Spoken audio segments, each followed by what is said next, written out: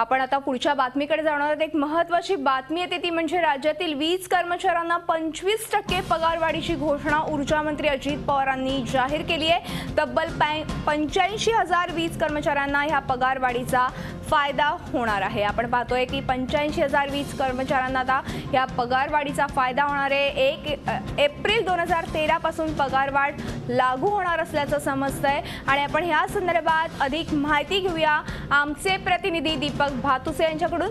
दीपक, वीज कर्मचाऱ्यांना तब्बल 25% पगारवाढ दिली आहे, अजित पवारांनी ही घोषणा केलेली आहे।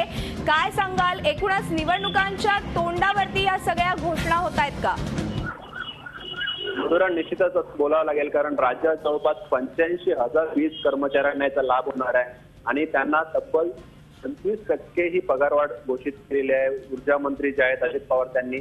आणि प्रामुख्याने त्याच्यात ज्या 3 कंपन्या आहेत वीज कंपन्या राज्यामध्ये, महावितरण, महाजनको आणि महाट्रान्सको, या तिन्ही कंपन्यांच्या कर्मचाऱ्यांना याचा लाभ मिळणार आहे। आणि 1 एप्रिल 2013 पासून म्हणजे पूर्वलक्षी प्रभावाने त्यांना ही पगारवाढ मिळाली असल्यामुळे 85,000 वीज कर्मचाऱ्यांसाठी मोठी खुशखबर असेल निवडणुकीच्या तोंडावरती।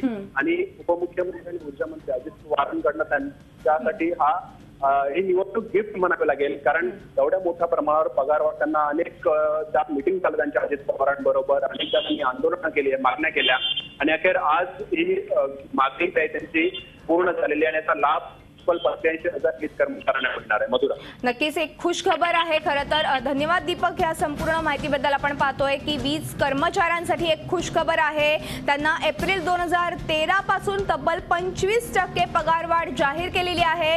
अजित पवार यांनी आत्ताच ही एक महत्त्वाची बातमी आणि याचा फायदा 85,000 वीज कर्मचाऱ्यांना होणार आहे। झी 24 तास रहा एक पाऊल पुढे।